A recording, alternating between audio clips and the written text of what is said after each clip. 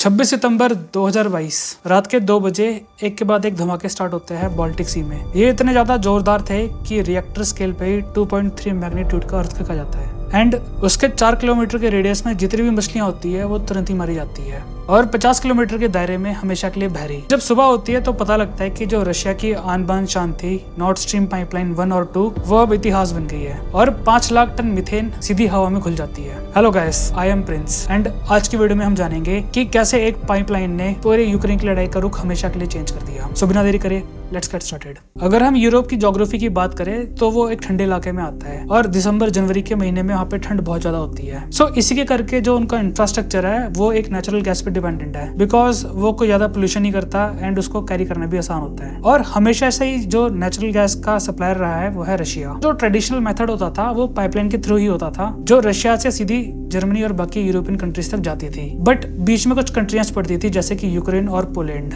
और उनको हर साल एक ट्रांजिशन फीस दी जाती थी जस्ट बिकॉज जो पाइपलाइन है वो उनकी कंट्री से होके गुजर रहा है जो कि बैठती थी लगभग 2 से 3 बिलियन डॉलर्स की। तब रशियंस और यूरोपियन इंजीनियर्स ने अपना दिमाग लगाया और उन्होंने एक पाइपलाइन का इजाद किया नॉर्थ स्ट्रीम 1 जिसको 2012 में लॉन्च कर दिया 8 बिलियन डॉलर की लागत से। इसकी जो सबसे बड़ी खास बात थी कि इसने डायरेक्टली 3000 किलोमीटर का डिस्टेंस खत्म कर दिया रशिया से जर्मनी तक का। और जो बिचौलिया कंट्री थी यूक्रेन और पोलैंड उनको जो फीस थी वो भी हमेशा के लिए बंद हो गई। ये पाइपलाइन इतनी ज्यादा सक्सेसफुल थी कि इसी के बेसिस पे कुछ साल बाद एक और पाइपलाइन डाली गई नॉर्थ स्ट्रीम 2 के नाम से जिसकी कैपेसिटी इससे भी दुगनी थी और 2016 में वो भी बनकर तैयार हो गई। बट इससे जो सबसे बड़ी प्रॉब्लम थी वो यूक्रेन को होने वाली थी। इनिशियली उनको थोड़ा शक पड़ा रशिया के इस स्टेप से कि रशिया में भी उनको अनेक्स करना चाहता है एंड 2014 में जो उनका डाउट था वो क्लियर हो गया जब रशिया ने क्रीमिया को हथिया लिया जस्ट बिकॉज उनके पास वार्म वाटर पोर्ट थे क्योंकि सर्दियों में रशिया के जितने भी पोर्ट्स है वो जम जाते हैं और क्रीमिया उनका एकमात्र ऐसा एरिया था उनके टूटने से पहले जब वहां से वो पूरी दुनिया के साथ ट्रेड करते थे। सो जो नेक्स्ट लॉजिकल स्टेप था व्लादिमीर पुतिन का तो वो यूक्रेन ही होने वाला था क्योंकि यूक्रेन का एक निकनेम और है the bread basket of Europe. वहाँ पे इतने सारे खुले प्लेन मैदान है जहाँ पे एग्रीकल्चर स्पेशली जो गेहूं की फसल है वो अच्छे से हो सकती है एंड इवन जो यूक्रेन का फ्लैग है उसमें जो येलो कलर है वो डिनोट करता है यूक्रेन की हरी भरी गोल्डन फील्ड को जहाँ पे गेहूं उग रहे हैं। 2021 में उनका डर सही साबित होता है जब धीरे धीरे करके उनके बॉर्डर पे रशियन मिलिट्री का बिल्टअप होना स्टार्ट हो जाता है और कुछ महीने बाद फुल फ्लेज वॉर स्टार्ट हो जाती है। इवन दो यूक्रेन ने जो अपना सोर्स ऑफ इनकम था as a transit fee 3 billion dollar वो तो खो दिया था बट जो ये लड़ाई थी ये बहुत ज्यादा टोल लेने वाली थी एंड एज यूजुअल जो उनका नेक्स्ट लॉजिकल स्टेप था वो था अपनी पड़ोसी कंट्री की तरफ जाना specially Germany and European. But problem यहीं से स्टार्ट हुई। रशिया ने जो पाइपलाइन डाली थी वो उनको एक लेवरेज दे रही थी यूरोप की पॉलिटिक्स में क्योंकि इनिशियली जो जर्मनी का रिएक्शन था वो काफी ज्यादा पैसिव था एंड उनका स्टांस ये था कि ये 2 कंट्री के बीच की लड़ाई है, हम इसके बीच में नहीं पड़ना चाहते। और जब नॉर्थ स्ट्रीम पाइपलाइन डल रही थी तो ये इतनी ज्यादा पॉपुलर थी कि ऑलमोस्ट 75% लोगों ने इसको सपोर्ट किया था पाइपलाइन को, जिससे ये होता था कि जब जर्मनी में सर्दियां पड़ती थी तो उनको काफी कम दाम में जो गैस की सप्लाई है वो आराम से मिल सकती है एंड कोई ऐसी गैस नहीं बल्कि रशियन गैस।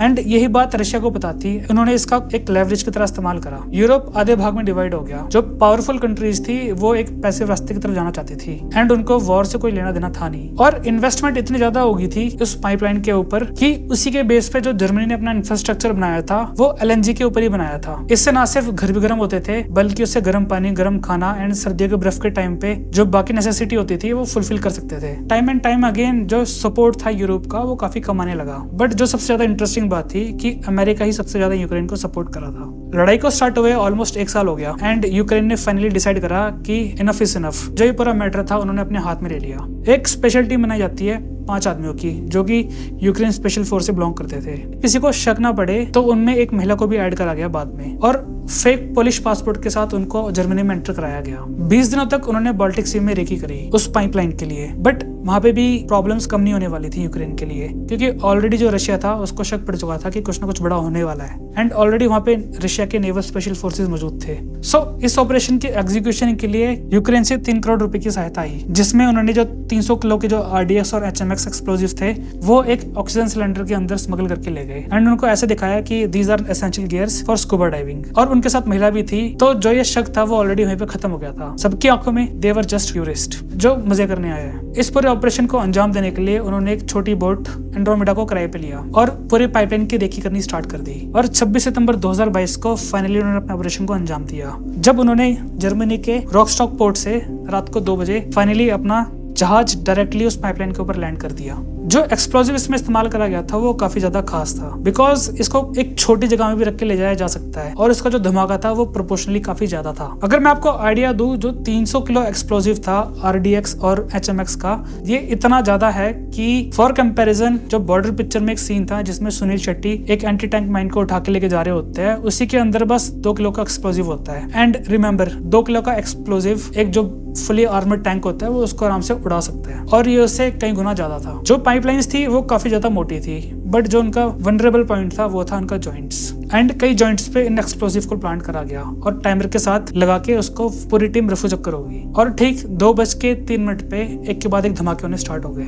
जब सुबह होती है तो तब पता चलता है कि एग्जैक्टली हुआ क्या है। जो नॉर्ड स्ट्रीम 1 और नॉर्ड स्ट्रीम 2 पाइपलाइन थी, अब वो इतिहास बन गई है। इसका जो सेटबैक था वो बहुत ज्यादा बड़ा था, क्योंकि जो ये पूरा ऑपरेशन प्लान करा गया था यूक्रेन का, ये 3 करोड़ तक का बैठा था। बट इस 3 करोड़ ने जो $20 बिलियन की इन्वेस्टमेंट है उसको रातों रात मिट्टी में मिला दिया।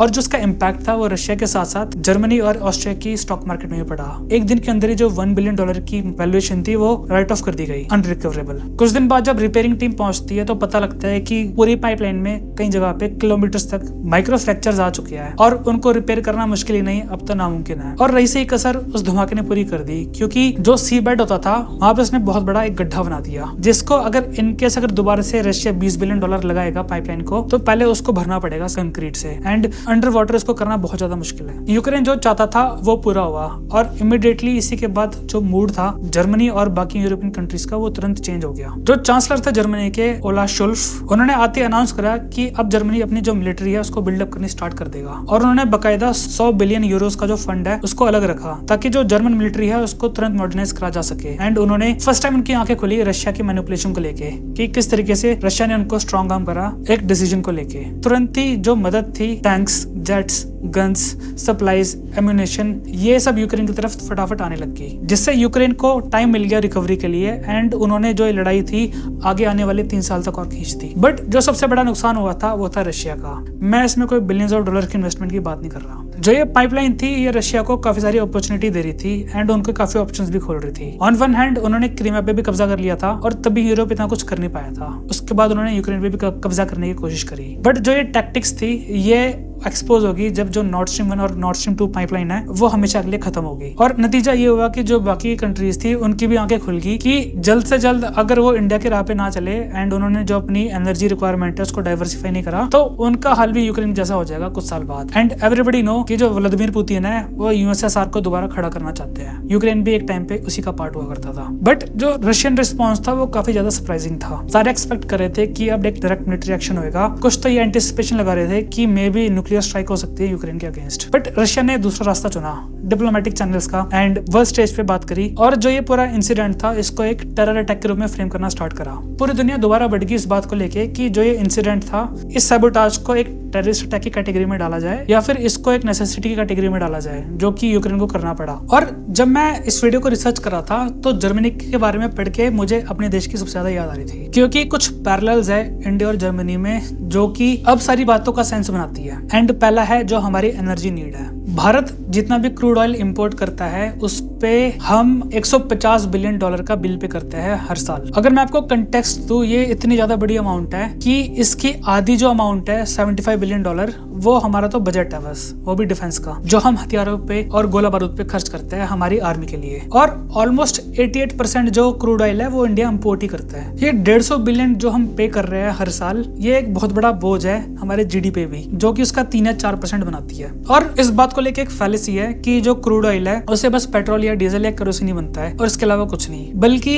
जो क्रूड ऑयल है वो पूरी इकोनॉमी को सपोर्ट करता है। उससे ना सिर्फ ये पेट्रोकेमिकल्स बनते हैं बल्कि उससे जो मल्टीविटामिन पिल्स होती है, इंक होती है, अखबार के लिए इंक होती है, फर्टिलाइजर्स, फार्मास्यूटिकल्स एंड 200 से भी ज्यादा प्रोडक्ट्स डायरेक्टली इस क्रूड ऑयल से बनते हैं। और इनकेस अगर इंडिया कभी भी वॉर पे जाता है चाइना या पाकिस्तान के खिलाफ, तो उनको लड़ाई लड़ने की जरूरत नहीं पड़ेगी, बल्कि अगर जो किसी तरीके से जो हमारी ऑयल सप्लाई है, जो हमारी एनर्जी एनर्जी नीड है, अगर वो उसको 1 महीने तक भी दबा के रखेंगे तो जो हमारी वेन्स है वो खून पहुंचाना बंद कर देगी, जिसमें क्रूड ऑयल बहता है। नतीजा हाइपर इन्फ्लेशन, अनएम्प्लॉयमेंट जो कि वैसे बहुत ज्यादा है। और वॉर का बस एक सिंपल फंडा है, अगर आपके पास ज्यादा ऑप्शंस है तो आपकी जीत निश्चित है। एंड इस केस में जो ऑप्शंस है वो ऑलरेडी रैपिडली खत्म हो जाएंगे। सो वीडियो के एंड में मेरा आपसे एक सवाल है, अगर इंडिया को सेल्फ सफिशिएंट रहना है एनर्जी में तो वो हम कैसे कर सकते हैं बिना क्रूड ऑयल पे ज्यादा डिपेंड करे हुए। Let me know your thoughts in the comments. तब तक के लिए जय हिंद एंड गुड बाय।